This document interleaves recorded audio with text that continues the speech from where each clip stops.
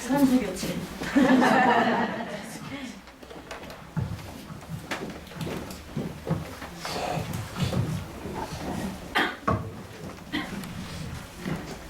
여러분 시선이 약간 내려오셔야겠네요. 제가 좀 작아서, 그죠?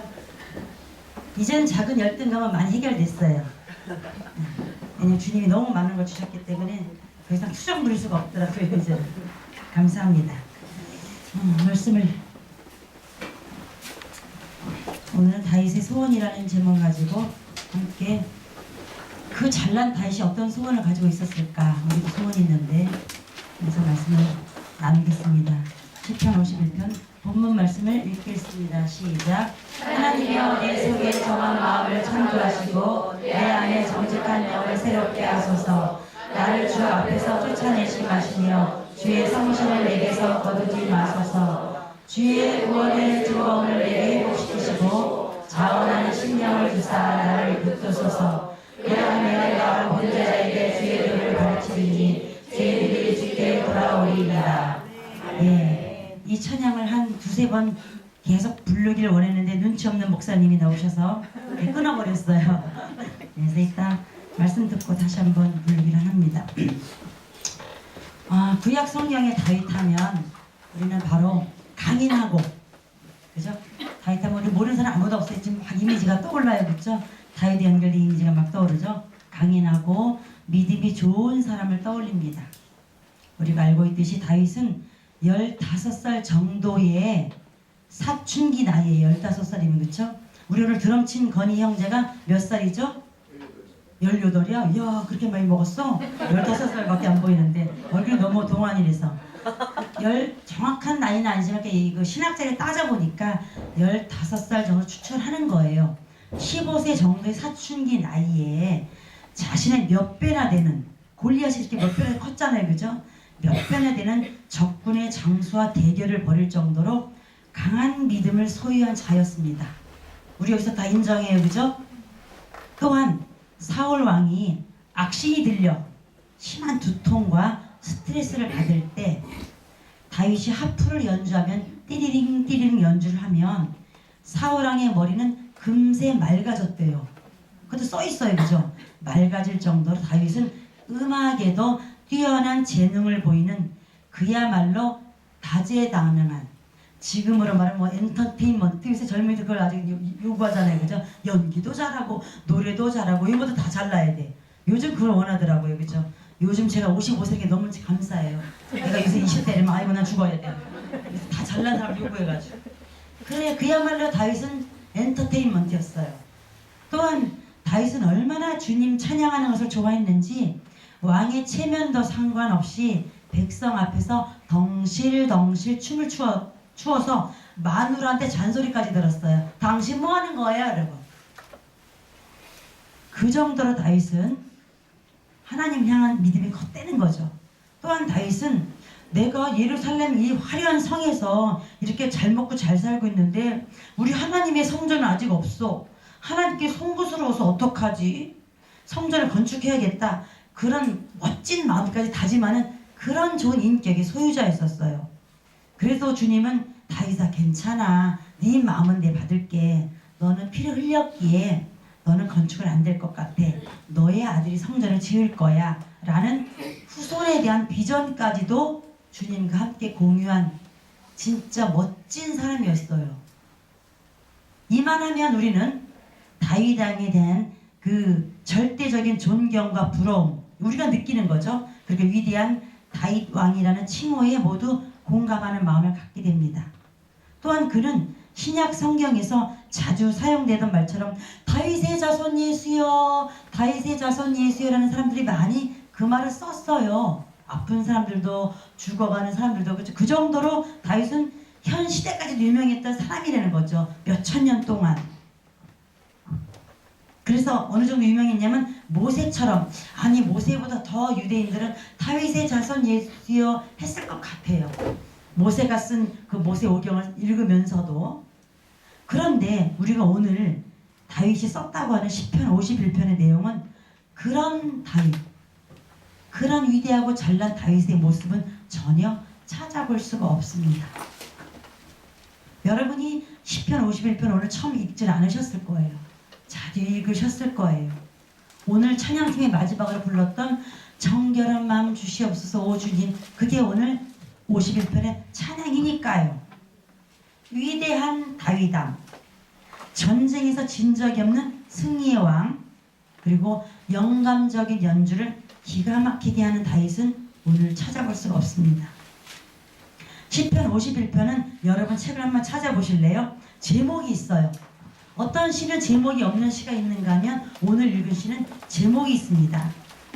다윗이 밧세바와 동침한 후 선지자 나단이 저에게 온 때에 라고 시편에 제목이 써 있어요. 사실 우리는 시를 많이 알고 있어요. 서정주의 국화 옆에서 뭐 한영원의 님의 침묵, 그죠?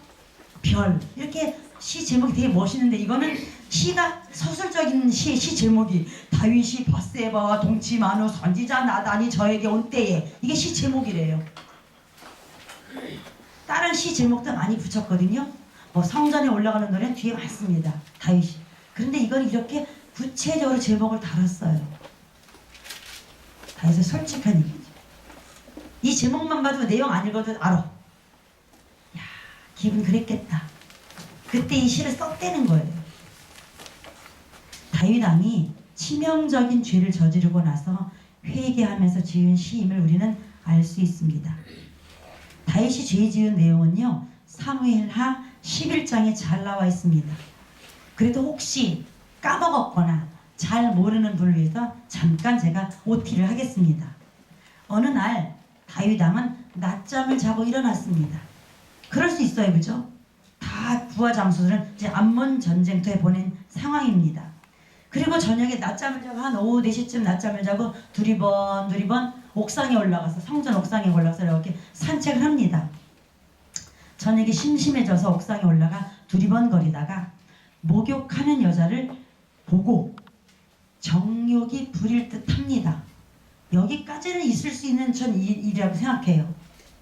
저희 남편은 분명히 목사입니다. 그죠? 근데 저랑 같이 가다가도 이쁜 여자 지나가면 쳐다봅니다.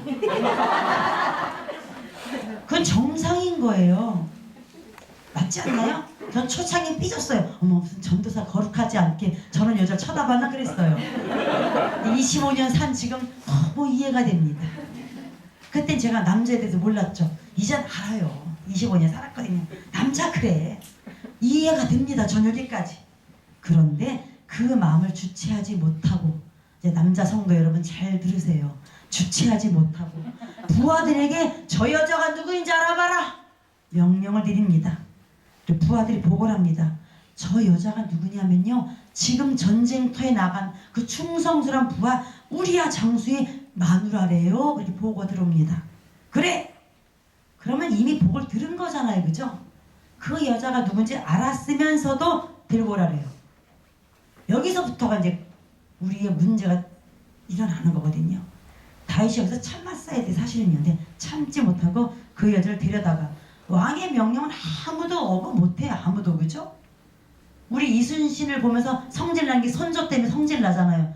선조에 아무도 반을 못하잖아요. 개벽다귀 같은 왕인데도 불구하고. 그래 다윗왕 뭐 아무도 꼼짝 못해 들고 와야 되는 거예요.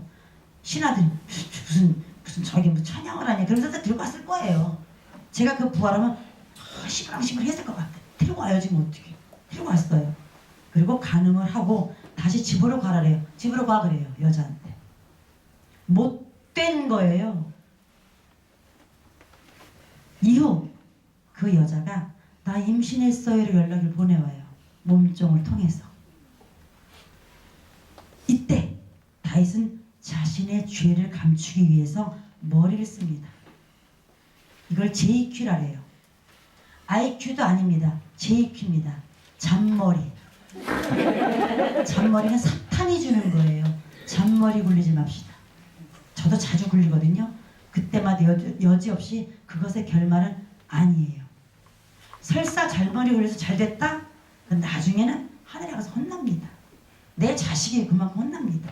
잔머리 굴려서 잘됐다? 오히려 빨리 준 게 무릎 꿇는 게 더 나아요. JQ 굴렸거든요. 우리야 장수에게 휴가를 보내라고 유업장한테 연락할 때 우리야 특별 보너스 휴가를 주어라래요. 그래서 휴가를 옵니다. 우리는 이유도 모르고 왔어요. 내가 뭐 잘한 것도 없는데 왔습니다. 보상 휴가로 온 거죠. 하지만 이 우리야 장수는 충성심이 강하였어요. 어느 정도로 강했냐면 우리 동료들이 지금 전쟁터에서 발도 못 뻗고 자는데 어떻게 내가 따뜻한 침대가 누워요? 어떻게 내가 마누라랑 뽀뽀를 해? 그런 일 있을 수 없습니다. 난 사나이의 의리가 있지. 아니 군기가 바짝 들어있네요. 그죠? 왕보다 낫네요. 군기가 바짝 들어있다면 자기 정체성을 알고 있는 거야. 난 비록 휴가 나지만 나는 군인이에요. 그걸 알고 있는 거예요.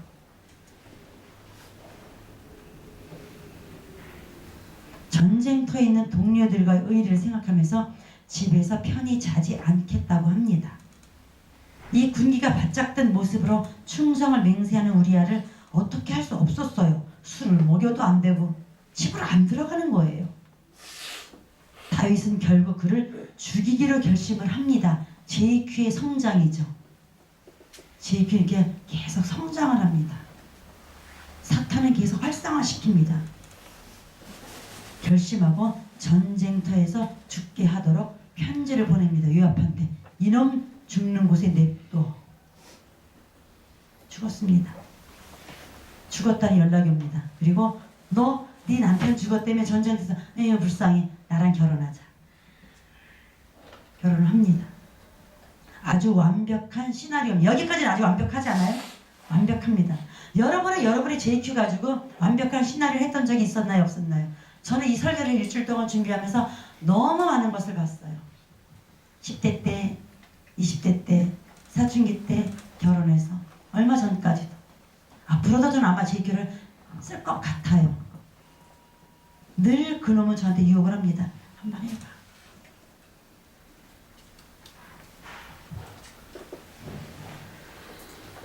겉으로 보기에 다윗은 뭐 크게 잘못한 게 없는 듯 했어요. 가까운 신하 몇 명만 알 정도죠. 그렇지 않나요? 바세바 몸종 정도만 알 일이에요. 큰 사람들은 몰라요. 대외적인 사람들은 장수는 다 그때 전쟁터에 나왔기 때문에 거의 힘 있는 사람들 모릅니다. 잘못한 게 없어요. 우리아가 전쟁에서 전사했으므로 과부 여자를 부인으로 맞을 수도 있다고 볼 수 있습니다. 다윗은 모든 일이 다 잘 해결되었어 라고 생각했습니다. 하지만 그것은 잠시뿐이었습니다. 하나님이 지켜보시고 계셨습니다. 이게 중요하죠. 다시 한번 얘기할게요. 여러분이 아멘이 되신다면 아멘 하세요. 하나님이 지켜보시고 계셨습니다. 아멘. 이걸 우리 다윗 그놈하고 아멘 하시면 안 됩니다. 나한테 적용하셔야 돼요. 아멘이에요. 아멘. 사무엘하 11장에 이 사건이 기록되어 있고 11장 마지막 절인 27절에 이렇게 나옵니다. 다윗의 행동이 여호와 보시기에 악하였더라. 여호와 보시기에 악하였더라. 시편 33편 13절에 여호와께서 하늘에서 감찰하사 모든 인생을 보신다고 기록되어 있습니다. 또한 욥기 12장 22절에서는 어두운 중에서의 은밀한 것을 드러내시는 분이라고 욥은 고백합니다. 여러분 어떠한 JQ를 지금도 구상하고 계십니까? 그냥 내려놓으세요. 그거 찢어버리세요. 하나님은 다윗이 저지른 죄악을 모두 보셨기에 다윗이 스스로 깨닫고 회개하기를 기다리셨습니다. 사실은요. 왜? 너무 다윗을 사랑하시거든요. 주님은 우리가 스스로 깨닫고 회개하기를 지금도 원하십니다. 전 이게 너무 좋아요. 그래서 너무 감사한 것 같아요. 사실은요. 스스로 깨달으면 그 대가가 줄어들어요. 아프긴 해요. 대가는 줄어들어요. 우리 목사님이 가끔 쓰는 얘기 있잖아요. 술 먹어도 돼, 담배 펴도 돼. 대가는 지 속쓰린 건 지가 지불해야 돼. 그 얘기예요. 그죠? 그러나 술 먹고 가족한테 행패 부리면 이 행패가 자식한테 가서 자식이 안 좋은 엮이는 가족이 된다는 게 무서운 거예요. 이건 심리학 이론이잖아요. 그래서 빨리 내가 스스로 깨달을수록 후손한테 안 가고 이 대가가 어차피 받지만 작아진다는 얘기입니다. 스스로 깨달으면 어차피 죄는 우리 짓거든요. 근데 스스로 깨닫지 않으면 결국은 매가 온다는 얘기죠. 이 매가 내 매에서 끝나면 너무 좋은데 내 자식하게 나도 모르고 3대 후에 4대 후에 많이 옵니다. 저 너무 많이 봅니다. 상담을 하면서 부모는 없대요. No. 외삼촌, 외할아버지 거기서 다 나오는데 이렇게 나온다니까요. 저희 친정에도 3대 후에 온 것도 있고요. 무섭습니다. 이것은. 그래서 JQ 내려놓으세요. 대가가 줄어들지만 고집을 부리다가 교만하다가 주님께 혼나고 깨닫게 되면 이후의 파장은 너무나 크고 무서워서 자식에게까지 쓴뿌리가 흘러가는 것을 우리는 오늘 다윗을 통해 알 수 있습니다. 나중에 집안에 난리가 나잖아요. 그 이후 얘기가 다 그 얘기예요. 성적인 얘기 얼마나 나옵니까? 다말 이야기, 그죠? 암논이 어떻게 하는 이야기, 계속 추한 얘기가 나오거든요. 그 큰아들이 압살롬이 자기 처들을 백주에 해버리잖아요. 더럽고 치한 얘기 다 나온다니까요. 이것 때문에 빨리 이 기간을 해결했었어야 되는데. 아마도 밧세바가 임신해서 연락이 왔을 때 보면 임신은 바로 알지는 않거든요. 저도 임신을 2번 했었지만 한 빨라야 3, 4주? 보통 2달 정도 돼야 알았던 것 같아요. 전 테스트 못 했었으니까. 그러면 2달 정도 지났대 있는 거예요. 이미 다시 그때 회개했었어야 돼요. 주님을 기다리고 계셨다는 거죠. 또한 밧세바의 남편인 우리아가 집으로 왔다가 전쟁터로 보낼 때는 이틀 사건이 아니에요. 몇 주의 사건이 걸립니다. 이때도 이미 4개월, 5개월 지나고 있는 거예요. 지금 시간은. 하나님은 그때도 기다리고 계셨다는 거죠. 다윗은 자기의 JQ 마스터 플랜만 생각하고 있는 거예요. 주님이 없어요. 여러분의 JQ는 완벽한가요? 잘해보세요. 이때도 주님은 다윗의 진심 어린 회개의 눈물을 기다리셨을 것입니다. 또한 밧세바를 처로 삼고 뻔뻔스럽게 왕은 매일 제사를 드려야 돼요. 레위기에 보면 매일 왕의 제사를 드릴 때에도 주님은 나 그 제사가 아니야 다윗 네 마음 좀 나한테 얘기할 수 없겠니? 라고 기다리셨을 거라는 거죠. 기다리고 기다리시던 주님은 드디어 나단을 보냅니다. 우리가 죄를 지어 마음이 불안하고 솔직히 그때부터 불안은 들어오잖아요. 잘못을 저질러서 죄책감에 빠져 있을 때 내 스스로 그 문제를 해결하지 못할 때에 하나님은 사랑의 사인, 전 나단이 온 걸 사랑의 사인이라고 이름 붙이고 싶어요. 사랑의 사인을 보내요. 우리의 환경을 통해 말씀하십니다. 나단은 환경이에요. 하경삼의 4단계에 하나님은 4가지를 말씀하신다 그랬어요. 그죠? 자, 4가지 얘기해 볼까요? 환경을 통해 말씀하신 4가지의 환경이 뭐예요? 말씀을 통해서, 기도를 통해서, 교회를 통해서, 또 뭐예요? 환경을 통해서. 환경이 사람 환경이냐 사건이냐예요. 나단은 인적 환경이죠. 대학에 떨어졌어는 이 물리적 환경인 거예요. 떨어진 거예요. 내가 가다 넘어졌어. 제가 작년에 수술했기는 물리적 환경인 거예요. 이해가 되십니까? 나단은 인적 환경인 거예요. 환경을 통해 말씀하시죠. 교회도 되죠. 나단이 여기서는. 우리의 환경을 통해 말씀하십니다. 하나님은 나단을 보내셨고 다윗으로 빼도 박도 못하게 변명하지 못하도록 어떤 이야기를 가지고 가게 하십니다. 왕이시여 제 얘기 좀 들어보세요. 나단 오랜만이네. 뭐 나한테 할 얘기 있어요. 제 얘기 좀 들어보세요. 어떤 성에 아주 가난한 사람과 부자가 살고 있었대요. 가난한 사람은요 얼마나 가난했는지 좀 가난했지만 비록 약 딱 한 마리밖에 없었지만 그 양을 딸처럼 사랑하고 키우면서 살았대요. 진짜 가난했겠죠. 그랬겠네. 그런데 한편 욕심이 많은 부자가 살았는데요. 양과 소가 무척 많았대요. 그런데 어느 날 그 부잣집에 손님이 오니까 그 부자는 자기 양과 소가 아깝다고 한 마리밖에 없는 가난한 사람 양을 뺏어가지고 손님에게 양고기를 해줬대요. 이게 말이 돼요? 임금님 어떻게 생각하세요? 왕은 이를 어떻게 생각하십니까? 다윗은 이 이야기를 듣자마자 버럭 화를 내며, 잘 보세요. 여러분 남편들 버럭 화를 냅니까? 얼른 기도하세요. 우리 남편 속에 JQ 쓴뿌리가 많았구나. 저희 남편 버럭 화를 잘 냅니다. 전 솔직히 말입니다. 전 그때마다 이 기도합니다. 아직도 멀었구나. 전 솔직히 합니다. 우리는 아직도 멀었구나예요. 버럭 화를 냅니다. 우리 이제 다윗의 얘기를 지금 제가 끌고 오자. 버럭 화를 내는 게 이해가 되죠? 버럭 화를 냅니다. 우리는 바로 화를 내요. 지금 나단이 너란 얘기는 안 해도 버럭 화를 내. 왜? 비슷하고. 근데 이게 굉장히 신기한, 이건 심리 용어입니다. 올라올 수밖에 없어요. 인간은 버럭 화를 냅니다. 원래 화 안 내도 되거든요. 그래? 그걸 만약에 다윗이 이런 죄를 안 됐다면 이렇게 화를 낼 필요 없어요.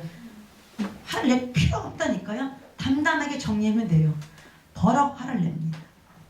그런 사람은 죽여야 돼. 그리고 양의 4배를 갚아줘야 돼. 명령을 드립니다. 4배나 갚아줘야 한다는 다윗의 말은 레위기에 나오는 율법을 그대로 적용해서 한 말이에요. 괜히 이웃이 4배가 나온 얘기가 아니에요. 이때까지도 다윗은 자신과 그 이야기의 내용을 연결시킬 줄 몰랐습니다. 여러분은 주변에 일어나는 많은 일들이 있는데 나랑 연결시킬 수 있으십니까? 아니면 그년만 흠복을 마십니까? 모든 것은 나한테 연결시킬 줄 아는 사람은 그를 지혜라 해요. 그건 IQ도 아닙니다. 그건 JQ도 아닙니다. 신이 주신 지혜를 나랑 연결시키는 겁니다. 아직도 연결시키지 못했어요. 우리가 아무리 설교를 오늘 들어도 여러분의 삶의 모습과 연결시켜 듣지 않는다면 우리는 4배를 갚아야 돼 라는 율법적인 믿음만 가지고 집으로 오늘 돌아가실 것입니다. 그때 나단은 바로 직면시킵니다. 당신이 바로 그 사람이에요 라고 나단이 직언을 했을 때 다윗은 그제서야, 여기서 다윗의 멋진 모습이 나와요. 그제서야 자신의 죄를 시인하고 회개하는 마음을 갖게 됩니다. 우리가 알다시피 다윗은 이미 많은 여자가 있었어요. 미갈, 아비가일, 아히노암, 마아가, 핫깃, 아비달, 에글라. 대빵 많죠? 이 여자는 살기도 바쁘겠네요. 월요일마다 돌아가면 살까? 그리고 지금 사건의 여자 바세바. 성경 역대상 3장 1절부터 9절까지에는 부인의 이름만 7명이 나오고 이름이 없는 첩들도 많았더라 이렇게 써 있어요. 이렇게 여자가 많았음에도 불구하고 그 충성스러운 우리아를 죽이면서까지 간음죄와 살인죄를 지어야 하냐만 했느냐면서 나단 선지자는 비유를 가지고 스토리텔링을 통하여 다윗의 진정성을 건드리는 거예요.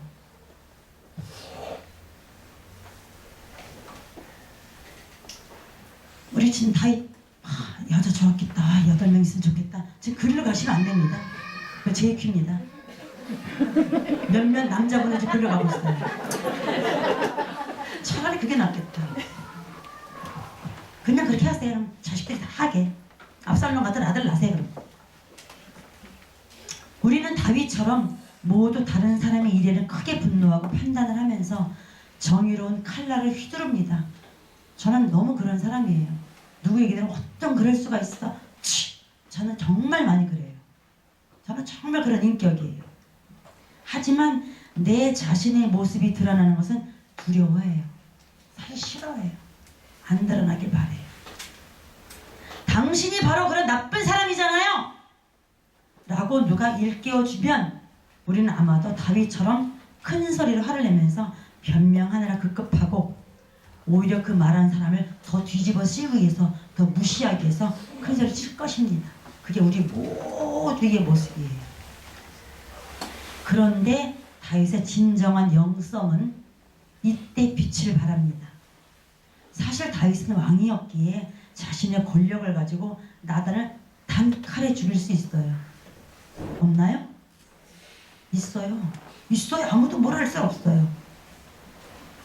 그러나 나단의 단호한 지적에 조용히 듣고 있던 다윗은 그 말을 나단의 말로 듣지 않았습니다.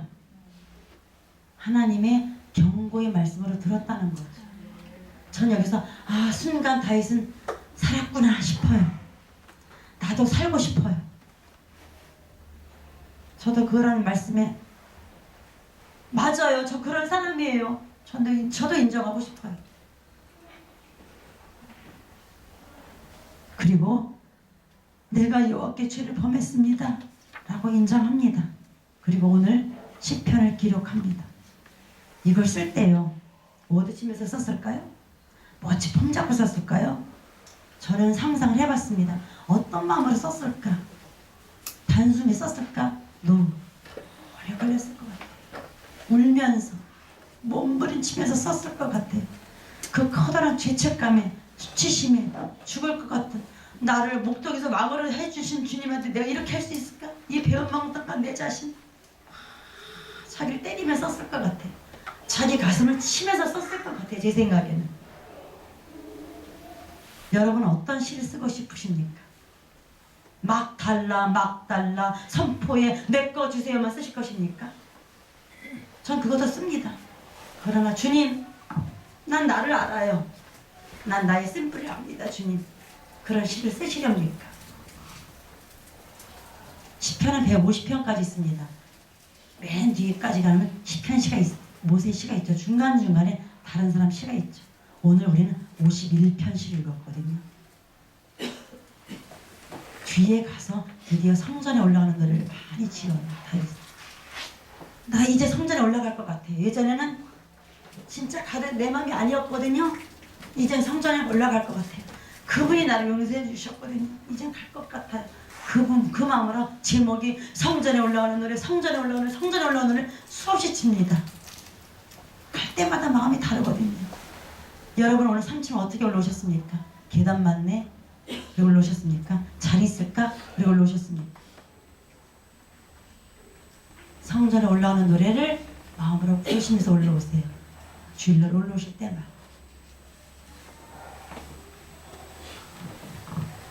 오늘 읽은 시편에서 다윗은 자신의 죄를 철저히 회개하면서 영적으로 간절히 구하는 기도를 올립니다.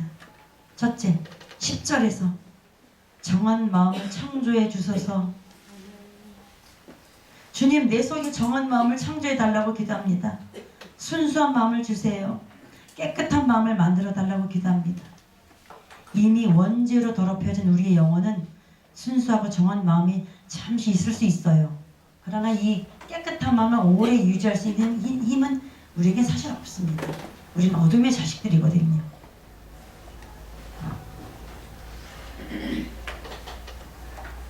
주님의 비추심이 있어야 우리는 이 순수한 마음을 회복할 수 있다는 거죠. 마음이 깨끗한 자는 하나님을 볼 것이다 라고 마태복음 5장 몇 절에 써 있습니다. 팔복음에 있는 거죠. 둘째, 자 시편에서 첫째는 아까 정한 마음을 창조해 주소서 그랬어요. 둘째는 내 안에 정직한 영을 새롭게 하소서라고 기도합니다. 다윗은 51편 3절에서 자신의 모습을 인식하고 있었습니다. 주님, 나는 내 죄과를 압니다. 그랬어요. 죄과를 압니다. 그랬어요. 이건 요즘 말 이거예요. 주님, 난 내 꼬라지를 압니다. 나는 내 주제를 압니다. 나는 내 속에 거짓된 마음을 압니다. 나는 나의 교만, 고집들, 더러운 생각을 합니다. 남편이 모르는, 아내가 모르는, 자식도 모르는, 아무도 모르는 나의 더러운 생각을 주님은 아시잖아요. 그 얘기입니다. 죄과라는 것은요, 죄과는 죄와 과오라는 뜻이거든요. 두 가지 합성어죠. 통제력을 상실하여서 죄를 지었다는 거예요. 아까 통제력을 상실했잖아요. 그죠? 죄과라는 단어는 그런 단어입니다. 죄과라는 것은 통제력을 상실하여서 죄를 지었다는 것인데 자신의 인격이 불안하다는 것을 인정하는 것이며 하나님의 권위를 무시하였다는 것이에요. 다윗은 자신의 단점을 정직하게 인식하고 고백하면서 하나님의 영으로 새롭게 거듭나기를 간절히 구하고 있습니다. 정직한 영을 새롭게 해달라는 것은 거짓된 삶을 그만 살고 참된 나의 모습으로 살기 원한다는 기도죠. 사실 다윗은 10대 시절에 주님이 부르셨기에 자신을 대단한 사람으로 알고 있었습니다.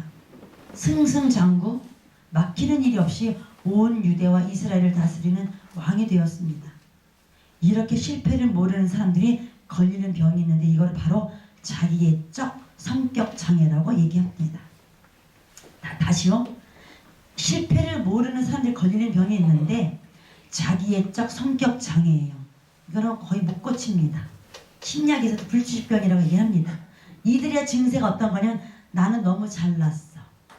하나님은 내 편이야. 나의 기도는 모두 응답받아. 사람들이 나를 하나님의 사람으로 인정해. 나는 손대는 것마다 꿈꾸는 것마다 거의 맞아. 역시 나는 하나님의 특별한 사람이야가 자기애적 성격 장애입니다. 여러분이 이 불치병에 걸려 있나요? 다윗이 이 병에 걸려 있었거든요. 주님은 진단을 하신 거죠. 그러나 다윗은 밧세바 사건을 통해서 자신이 그렇게 잘난 사람이 아니란 것을 뼈저리게 인정하게 됩니다. 자신의 부하만도 못한 파렴치한 인간이란 것을 철저히 깨닫게 되는 것이 다윗의 모습이었습니다. 그래서 그는 자신의 모습을 정직하게 고백하고 정직한 영을 새롭게 해달라는 거죠. 그래서 시편 51편 5절과 6절에 이렇게 고백합니다. 주님, 알고 보니까 내가 죄악 중에 출생하였네요. 우리 엄마가 죄 중에 나를 잉태하였고 중심의 진실함을 주께서 원하시오니 이렇게 기도를 합니다. 그제서야 다윗은 자신의 부모가 죄악 가운데 자기를 낳았다고 말합니다. 죄악이 무엇입니까? 죄악이란 비뚤어지고 왜곡된 마음 상태를 말합니다. 신학적으로 죄란 관역을 벗어나다 그렇게 얘기를 해요. 우리는 다 알고 있죠. 그죠? 관역을 벗어나다. 즉 하나님이 원하시는 삶을 살지 않는 게 죄예요. 도둑질하고 컵을 깨고 부부싸움하는 것도 죄예요. 더 큰 죄는 하나님이 원하는 삶을 안 사는 게 죄라니까요. 우리는 어떤 것을 볼 때 부정적으로 해석하는 경향이 많습니다. 진짜 그런 것 같아요. 그렇죠? 이렇게 약간 좀 비난하는 게 많아요. 특히 대한민국에는 한이라는 정서를 강조해요. 그죠? 제가 옛날 국어 시간에 중고등학교 국어 시간에 대한민국의 정서는 뭐지? 머리는 얘기를 뭐 좋은 거를 이렇게 국어에 책에 써 있는지 몰라. 다 이렇게 인정하시네. 젊은 친구들도 아직도 써 있나 봐요. 그죠? 한이라는 정서를 강조하는데 이것이 화병이라는 우리나라에만 있는 화병이라는 무서운 질병을 만들고 있으며 사실은요. 대한민국의 남성 중에서 욱하는 성격이 없는 사람은 제가 보기엔 거의 없는 것 같아요. 이건 무서운 세대 전수거든요. 저희 아버지도 제 주변의 남자들 욱하는 성격 없는 사람은 아무도 좀 못 봤어요. 그러나 그 중에 제일 적은 사람 저희 친정 오빠 한 명. 저는 그 오빠 화를 내는 건 거의 못 봤거든요. 제 평생. 단 한 번은 본 적은 있지만 거의 그래요. 거의 다 욱합니다. 우리의 역사는 죄악된 정서를 자식에게 물려준 그런 역사가 해도 틀린 말이 아닙니다. 이게 오늘 이 고백인 거예요. 다윗은 이때 이 자기 출신을 인정하는 거 이제서 나는 너무 잘나서 아까 자기적 병에 걸렸는데 내 알고 보니까 야, 이런 개뼈다구였건지 알게 되는 거죠. 100년이 넘는 심리학 이론들의 공통점들은요. 한 사람의 어린 시절에 있는 엄마의 영향력을 강조합니다. 우리 각자의 엄마들은 아무리 성격이 좋고 지혜롭고 에셀나고 이화여대를 나왔다 할지라도 그런 엄마를 할지라도 엄마대로의 성장 과정에 상처가 있고 분노가 있죠. 그렇잖아요. 엄마들이 삶의 문제들을 가지고 있는 상태에서 거의 결혼합니다. 저도 30살 12월에 결혼했지만 저도 엄청난 분노와 우울감을 가지고 결혼을 했다니까요. 몰랐죠. 그리고 애를 낳았어요. 저도 새벽 기도에 신앙을 가진 친정엄마를 두었습니다. 그분을 생각하면 지금도 저 너무 눈물이 날 정도로 고마워요. 그러나 저는 우리 엄마의 우울감을 가지고 태어났습니다. 그리고 저도 부끄럽지만 우리 두 딸을 죄악 가운데 낳았고 치유되지 못한 인격으로 두 딸을 양육했습니다. 여러분은 어떠십니까? 그리고 아직 결혼 안 하신 여러분 어떻게 해야 될까요? 지금도 저는 울면서 회개하고 아이들 위해 기도할 뿐입니다. 여러분은 어떤 부모님에게서 양육을 받았습니까? 그리고 여러분의 양육 태도는 어땠습니까? 여러분의 아들이 무조건, 여러분의 자녀들이 무조건 영적인 사람한테 막 치유되길 막 그냥 가길 바랍니까? NO! 자기적 성격장애 주지 마세요.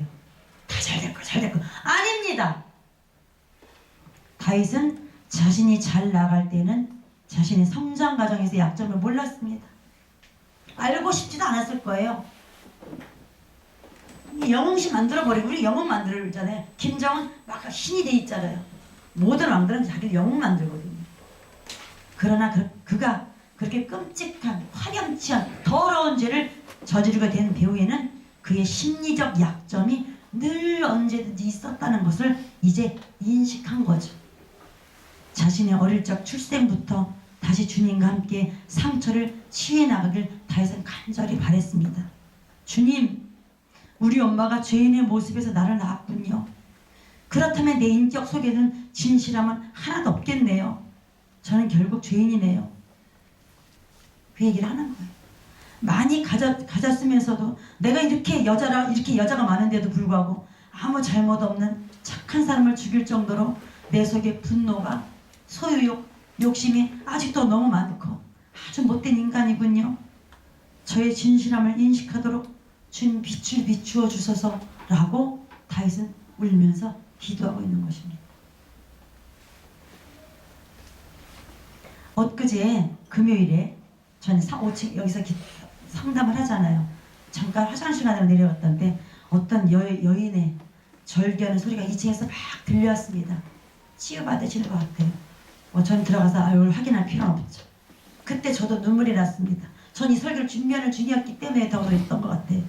그래서 이렇게 기도를 했어요. 주님, 저분의 눈물과 진실된 마음을 들어주세요. 주님, 저분은 중심에 진짜 주님은 진실함을 원하시는군요. 주님은 저분 속에 진실함을 주세요. 단지 울었다가 끝이 아니라 저분 속에 진실됨을 만나게 해주세요. 전 그런 기도를 하고 다시 올라왔습니다. 세 번째입니다. 나를 주 앞에서 쫓아내지 마시며 주의 성신을 내게서 거두지 마소서라고 기도합니다. 사실 다윗은 성령의 임재를 일찍이 경험한 사람이었습니다.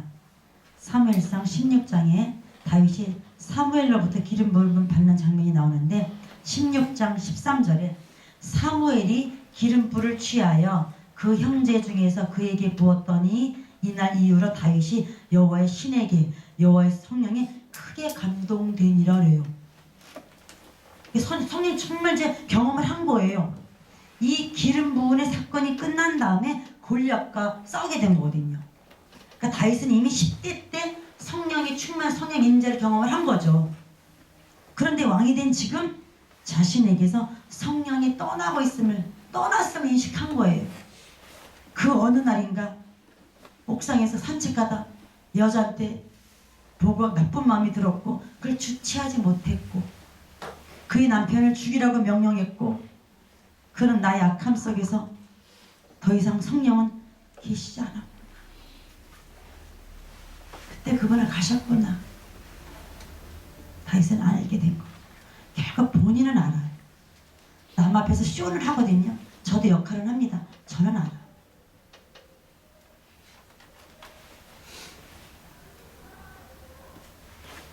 여러분은 언제 성령의 임재, 성령의 만지심을 경험하셨나요? 그것을 경험하신 이후 성령과 늘 함께 하시고 계십니까? 오늘 다윗은 울면서 고백합니다. 주님, 제발 저를 쫓아내지 마십시오. 저는 주님의 성령이 떠나고 없는 그 상황을 압니다. 주의 성령을 제게서 거두지 마옵소서. 그것은 정말 지옥입니다. 겉으로는 멀쩡하게 살지만 내면에서는 지옥입니다. 불안감, 죄책감, 끊임없는 분노와 관계 단절, 그것들은 저를 너무 힘들게 합니다. 성령을 거두어 가시면 저는 이렇게 살다가 그냥 가겠죠. 오 주님, 저를 불쌍히 여겨주십시오. 제발 성령을 저에게서 뺏지 말아주십시오. 다윗은 이렇게 기도를 한 것입니다. 제발 성령만을 저에게서 거두지 말아달라고. 그 다윗이 자신의 체면이 문제가 아니라 전 존재를 놓고 납작 엎드려서 기도합니다. 꼼짝없이 왕관 다 내려놓고 기도합니다. 간절히 구합니다. 다윗은 왜 이렇게 강하게 성령을 거두지 말아달라고 기도했을까요?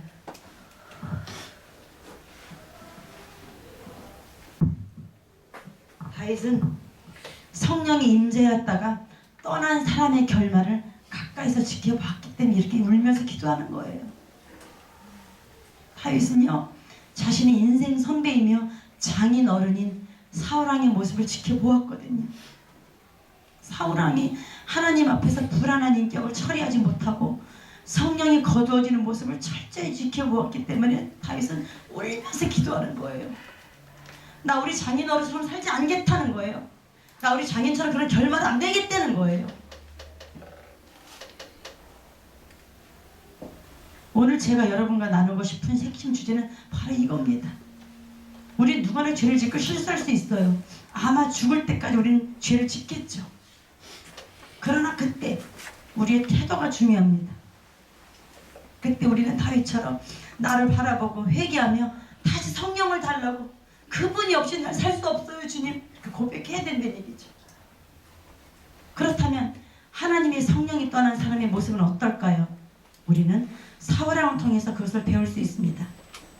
첫째, 사울왕은 자신의 명예를 중요시한 사람이었습니다. 역대상 10장 4절을 보면 사울이 자기의 무기를 가진 자에게 이르되 너는 칼을 빼어 그것으로 나를 찌르라. 할례 받지 못한 자들이 나를 와서 욕되게 할까 두려워하노라.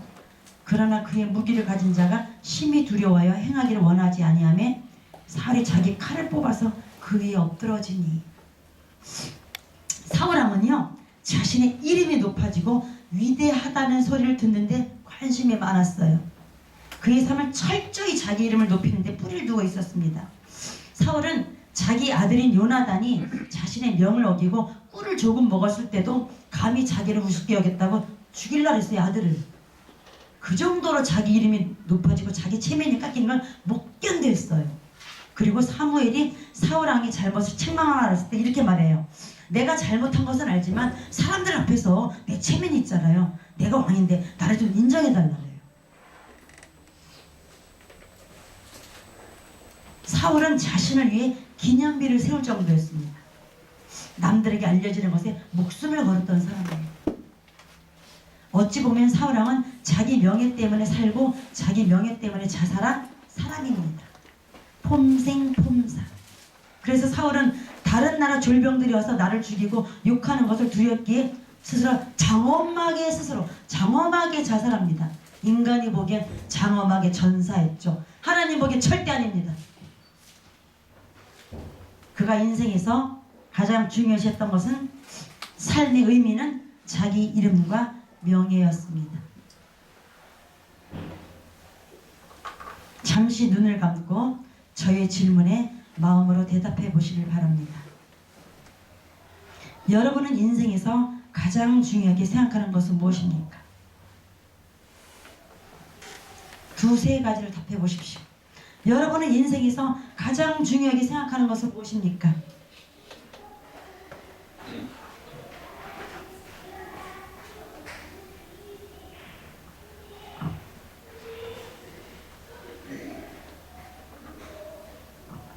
네, 눈을 뜨셔도 됩니다. 저의 내담자 중 한 명은 제가 이런 질문을 하니까 이렇게 대답하더라고요.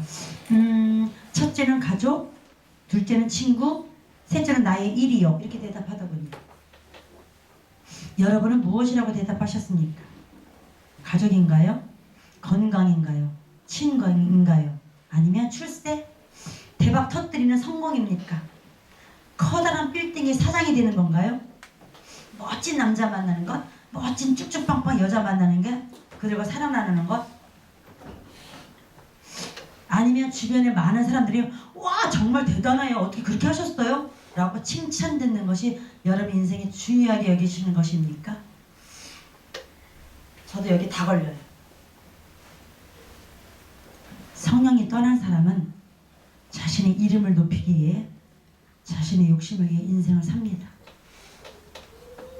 그러나 성령이 임재하던 시절의 다윗은 자신의 이름보다 이 밧세바 사건 전에 다윗은요 자신의 이름을 높이기보다 하나님 이름이 욕되는 것을 참지 못했던 사람이었습니다.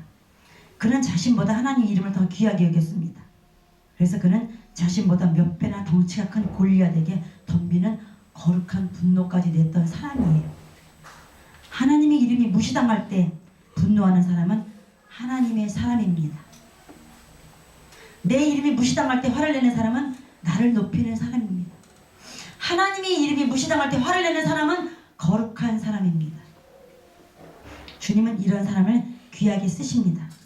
그러나 자신의 체면만 중시하고 자신의 이름이 무시당할 때 분노하는 사람은 하나님께서 버리십니다. 그러나 다윗은 예전에 골리앗 앞에서 이렇게 큰 소리 쳤어요. 너는 칼이나 단창을 의지하니? 난 그런 거 의지 안 해. 너는 스펙을 의지하니? 난 그런 거 의지 안 해. 나는 만군의 여호와 이름으로 나오는 거거든. 이렇게까지 말했던 다윗이었어요. 라고 주님의 이름으로 높였던 자가 성령 안에서 거던 자가 아니잖아요. 성령 안에 거는 자는 성령이 있는 자는 주님의 이름을 높이기 위해 삶을 살고 그분만을 의지합니다.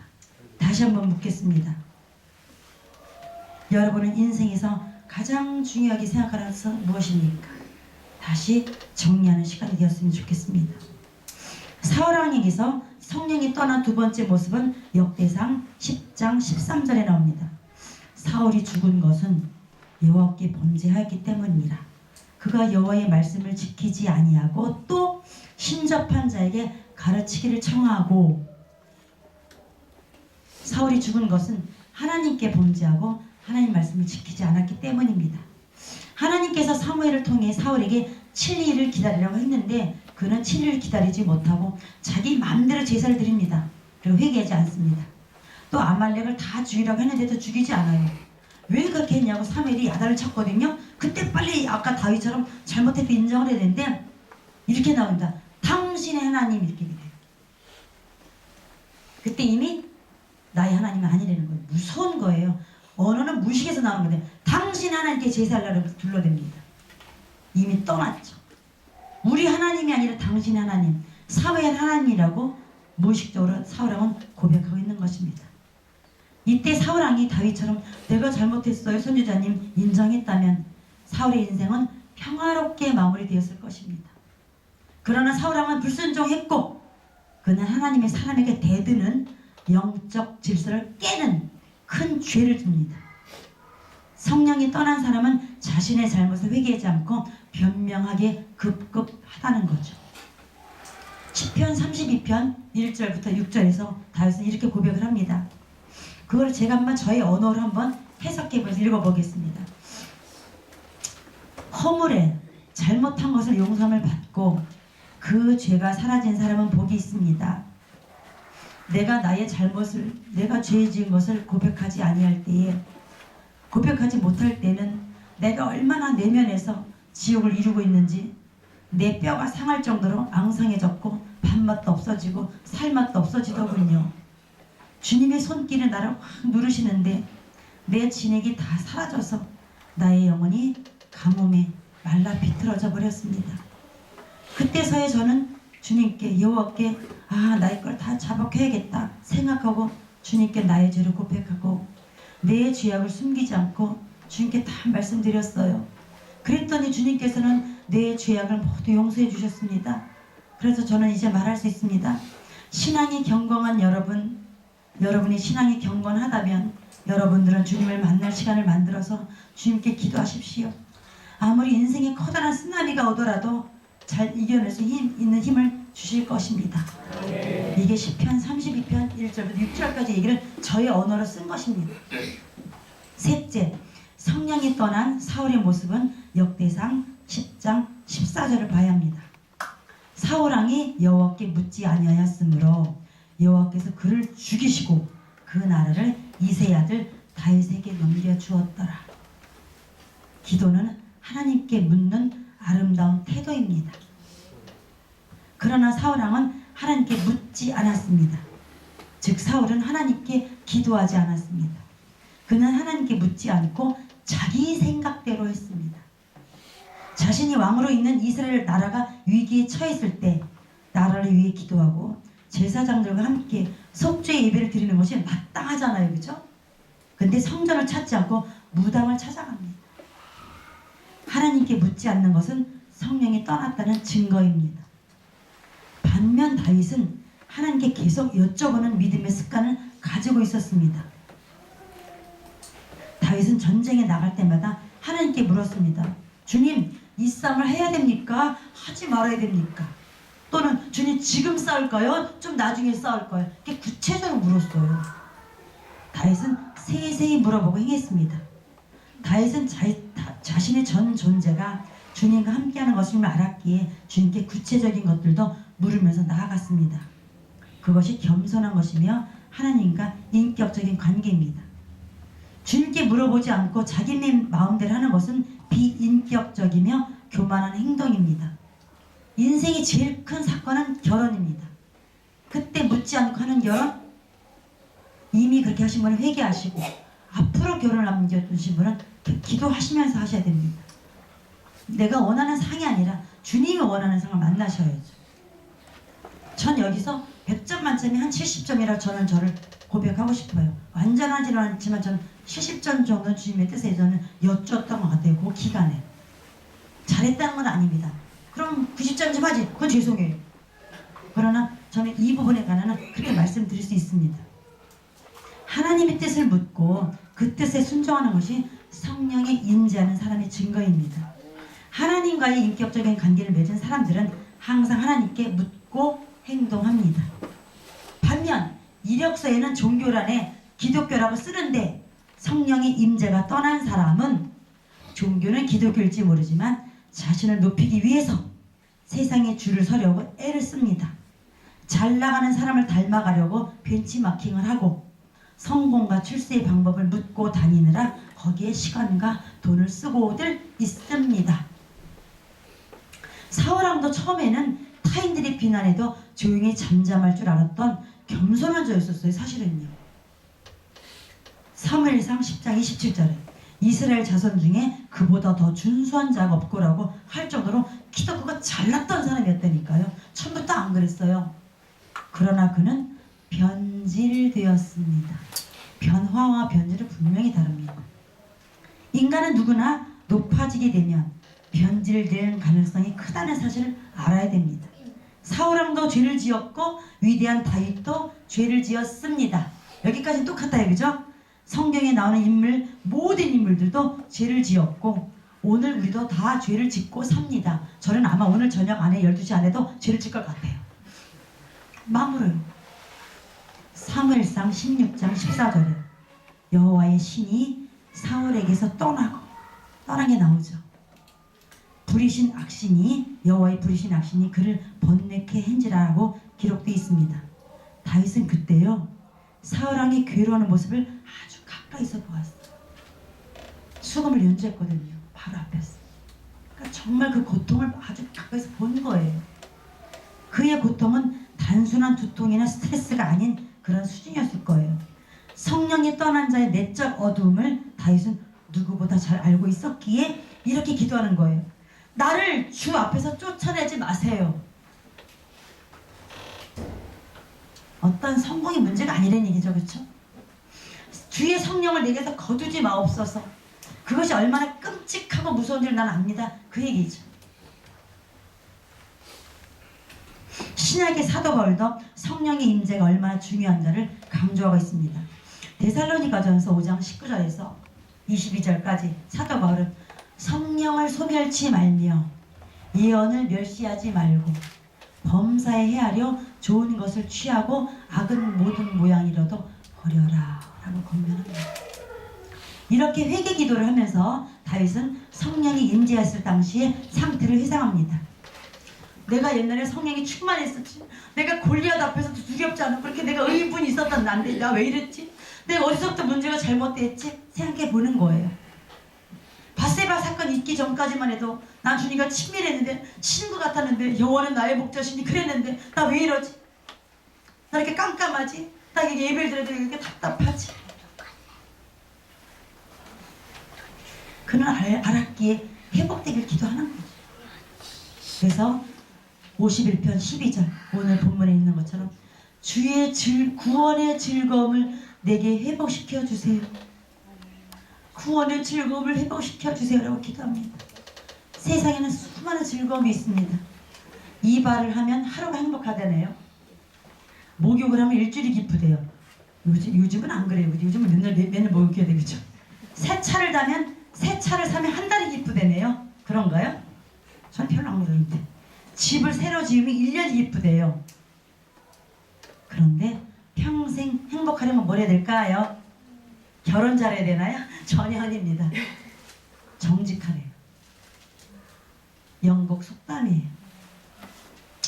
우리는 육체를 가진 연약한 존재이기에 거의 대부분은 오감의 의지에 삽니다. 보는 것, 듣는 것, 냄새나 향기, 만져지는 것, 맛본 것 등을 통해 세상의 만족을 추구합니다.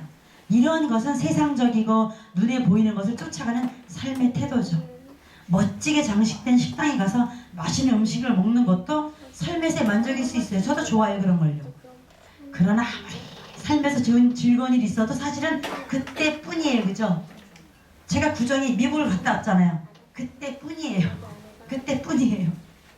이 또한 지나가리라 라고 어느 벽에 써 있어요. 우리 교회. 그죠? 우리 다 알고 있어요. 그러나 가장 영원하고 커다란 즐거움은요, 주님이 나를 구원하셨다는 그 구원의 즐거움입니다.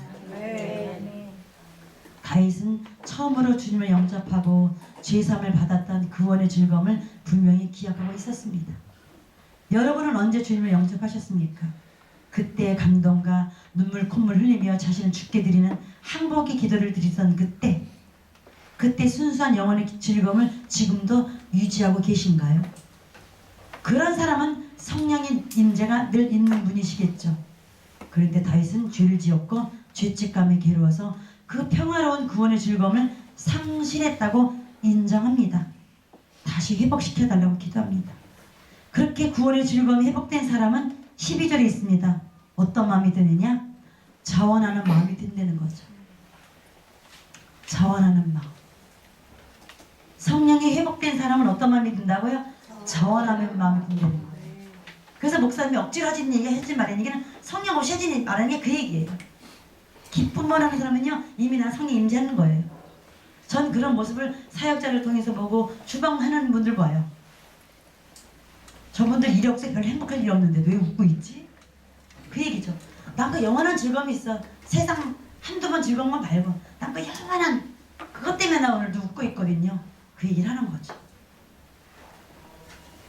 그렇게 구원의 즐거움을 회복하고 자원하는 심령을 주님께로부터 받은 사람은 성령의 임재가 다시 회복된 사람입니다. 그런 사람은 13절에 그리하면 내가 범죄자에게 주의 도를 가르치리니 죄인들이 주께 돌아오리다 라고 선포할 수 있습니다. 범죄자에게 주의 도를 가르친다는 것은 무슨 의미일까요? 그것은요, 사람과의 관계에서 평화를 가져온다는 얘기예요. 내가 그들에게 주님이 주시는 평화로 다가갈 때 죄인들이 나의 변화된 모습을 보고 주께 돌아올 것이라는 확신을 갖는 것이죠. 여러분은 구원의 기쁨이 있으십니까? 세상 사람들, 즉 자신의 삶의 의미를 모르는 사람들에게 구원의 기쁨을 나누어줄 전도의 근거를 갖고 계십니까? 사복음서에서 가장 먼저 쓰여진 마가복음을 살펴보면 마가복음에는요, 이상하게 크리스마스 이야기도 없어요. 족보 이야기도 없어요. 단지 세례 요한에게 세례를 받으셨다는 이야기와 광야에서 시험을 받으셨다는 이야기가 나오고 곧바로 예수님께서 세상을 향해 말씀하신 첫 마디가 웅장하게 울려 퍼집니다. 마가복음 1장 15절에 회개하라. 그죠? 이게 첫 번째 말씀이었어요. 첫 번째로 말씀하신 말이 회개하라예요. 다윗에게 나단이 한 얘기나 예수님이 첫 번째로 공동사에게 첫 번째 말씀이 회개하라. 그렇게 우리에게도 말씀하시는 거겠죠. 또한 사도행전 2장 38절에 회개하면 죄사함을 얻고 성령을 선물 받는 거예요. 성령은 한 번 있으면 쭉 여기 계속 있는 게 아니에요. 골리앗 앞에 싸울 때 있던 성령이 지금 나갔다니까요. 다윗은요. 인정했다니까요. 사울도 막 예언했었다니까요. 선지자 속에 있었다니까요. 사울도 떠나버렸잖아요. 성신이 떠나고 떠났다니까요. 회개에 합당한 열매를 맺으라고 세례요한은 마태복음 3장 8절 9절에서 말합니다. 회개에 합당한 열매를 맺고 속으로 아브라함이 우리 조상이라 말하지 말라. 나 교회에서 봉사하고 있거든. 나 뭐하고 있거든. 그 소리 하지 말라니. 우리의 죄를 고백하고 못된 자아를 십자가 앞에서 인식하게 되면 주님은 우리에게 곧바로 성령을 주십니다. 아멘. 회개에 합당한 열매는 성령에 거하는 자가 누리는 열매입니다. 회개는 어떤 순간이 아닙니다. 부흥에서 눈물 흘리고 금식하면서 어떤 꿈을 꾸었어. 순간적 경험이 아니라 그런 것들이 아니라 성령의 능력으로 변화된 인격의 상태입니다. 나의 인격이 아닌 예수 그리스도의 인격으로 변화된 모습이 회개인 거죠. 그런데 성령이 떠나고 악신이 들리는 사람은 낙담이 깊어집니다. 그래서 사울왕은 왕의 자리가 불안하고 낙담이 되어서 다윗을 죽이려 하였고 전쟁터에서 결국은 자살하고 맙니다. 성령의 임재가 거두어진 사람은 절망하게 됩니다. 그 좌절감으로 인해 자신의 감정조차 처리하지 못합니다. 마음을 못 잡고 감정적으로 흥분하게 됩니다. 이성을 잃습니다. 감정적인 흥분은 육체의 열매이고 자신을 인식하는 깨달음은 성령의 역사입니다. 감정은 육에서 출발하지만 깨달음과 회개는 성령에서부터 옵니다. 아예 오는 방도가 채널이 다르다는 거죠. 사울왕이 잘못을 저질렀을 때 사무엘이 나타나서 하나님의 뜻을 전하고 회개하라고 하였습니다. 다윗 왕이 잘못을 저질렀을 때 나단 선지자가 나타나서 하나님의 뜻을 전하고 회개하라고 하였습니다. 여러분의 주변에는 사무엘 같은 나단 선지자 같은 사람이 있으십니까? 아니면 그런 주님의 말씀을 전하는 사람을 의도적으로 피하고 원수처럼 여기며 내가 가장 하나님의 사람이라고 착각하며 살아가십니까? 다윗의 변화된 진정성이 이제 17절에 나옵니다. 하나님께서 구하시는 제사는 상한 심령이었군요. 하나님, 나에게 아파하는 마음, 슬퍼하는 마음, 통회하는 마음을 주께서 멸시하지 아니하시는군요. 나는 죄를 지었고 주님께 드릴 것은 아무것도 없네요. 나는 이렇게 산의 진미가 이렇게 많지만 그거 말고요. 진짜 주님께 드릴 것은 내 아파하는 우는 마음이네요. 이런 마음을 주님께서 무시하지 않을 걸 전 알아요. 기도하는 거예요. 정말 다윗은 이제야 주님과 연했다는 인식을 하게 되었습니다. 잠시 다른 이야기를 해보겠습니다. 우리가 모두 일반적으로 알고 있듯이 IQ는 사람의 지능 검사를 알려져 있습니다. 저는 IQ가 좋은 사람은 아닙니다. 두 자리 숫자죠. 그래서 IQ 이야기가 만나면 늘 그냥 가만히 있어요. 할 말이 없으니까. 사실 IQ 검사는 프랑스에서 비대라는 사람에 의해서 만들어졌는데 똑똑한 군인을 뽑고 공부를 못한 학생을 판별하려고 만들어져요. 시작됐대요. 그 역사가. 그러나 이 IQ가 세상에 널리 사용되면서 너는 머리가 안 좋아. 나는 머리가 좋아. 라는 줄서기 문화로 만들어졌기 때문에 이게 안 좋다는 걸 전 세계가 느끼기 시작한 거예요. 그러던 중 1980년대에 하버드 대학에서 하버드 대학은 뭘로 시작됐는지 아시죠? 신학교로 시작된 대학이고 지금도 종교가 있는 기독교 대학입니다. 하버드 대학에서 대학교 모든 교수들이 모여서 회의를 해냈어요. 왜 IQ를 가진 사람들이 안 될까? 왜 머리가 좋은 사람이 안 될까? 그래서 가드너라는 사람을 앞세워서 이런 질문을 갖게 된 거죠. 아니 저 사람은 IQ가 좋다는데 왜 저렇게 엉망으로 살지? 왜 이 사회에 도움이 되지 않을까? 중요한 얘기예요. IQ가 좋으면 사회에 도움이 되어야 되거든요. 근데 IQ가 좋은 사람이 사회에 도움이 안 되는 문제가 있다는 얘기잖아요. 왜 도움이 안 되지? 그런데 반대로 저 사람 IQ가 낮은데 왜 저렇게 감동의 삶을 살지가 의문점이 생긴 거예요. 여러분도 의문점 생기죠?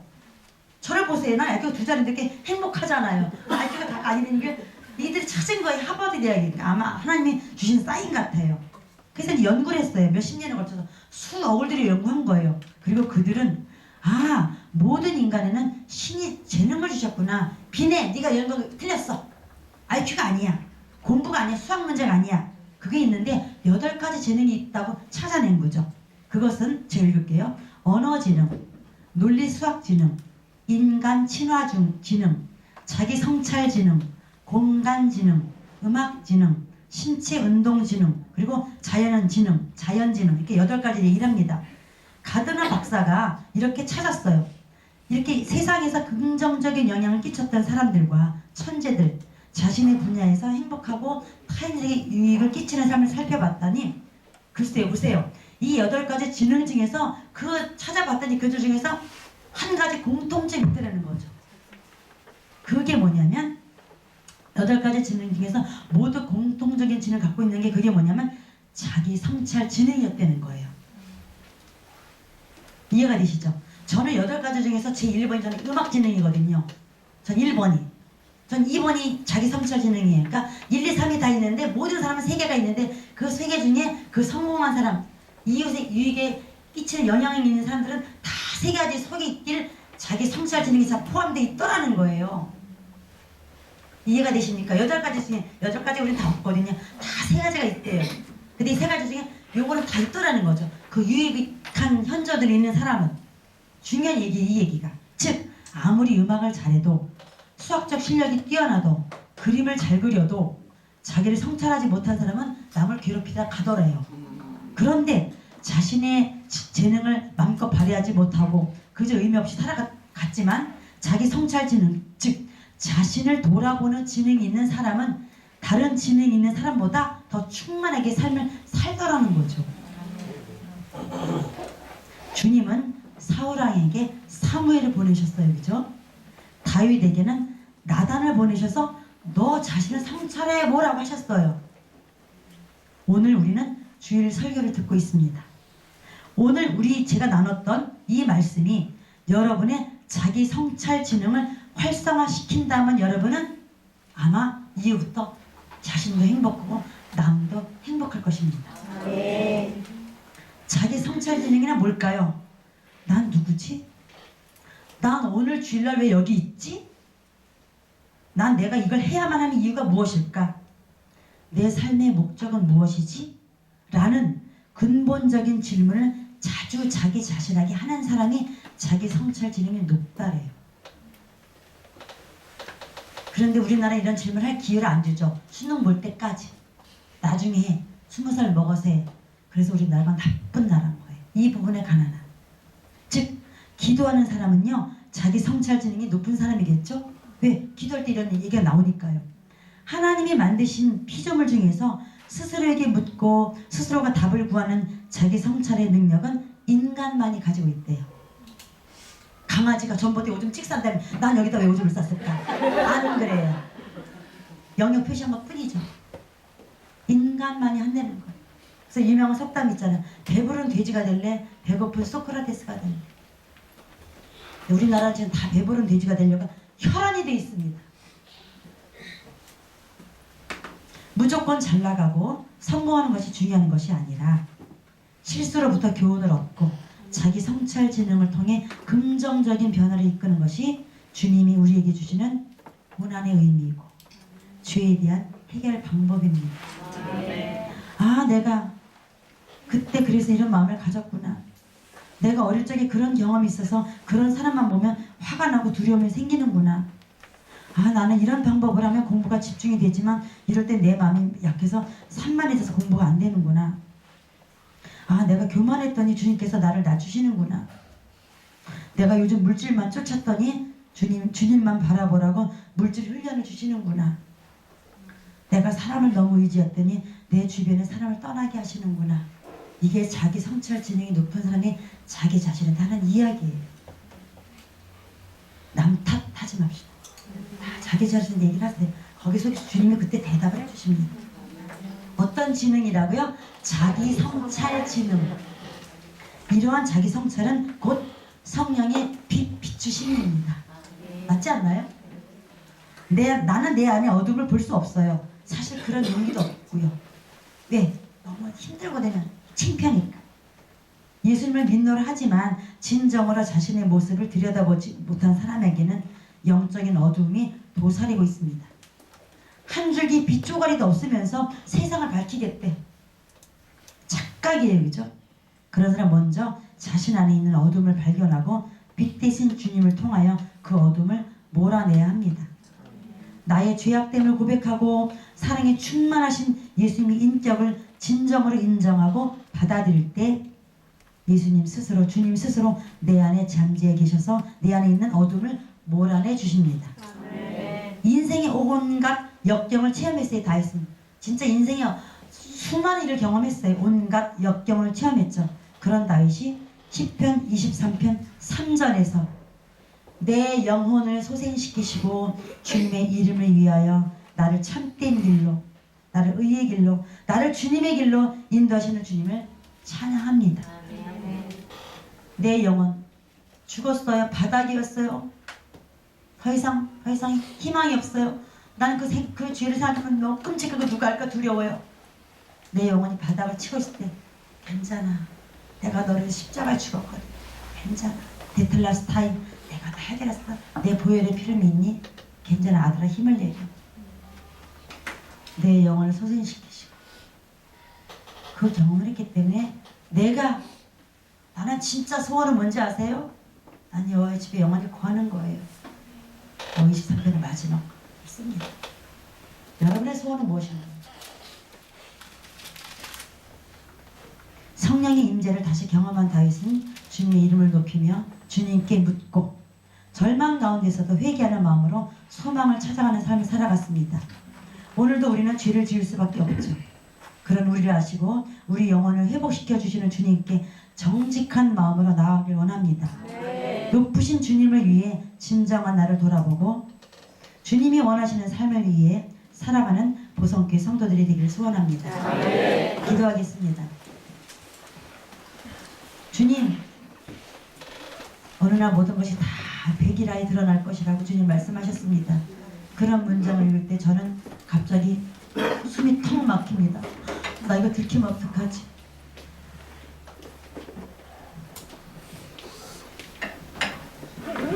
주님 부끄럽습니다.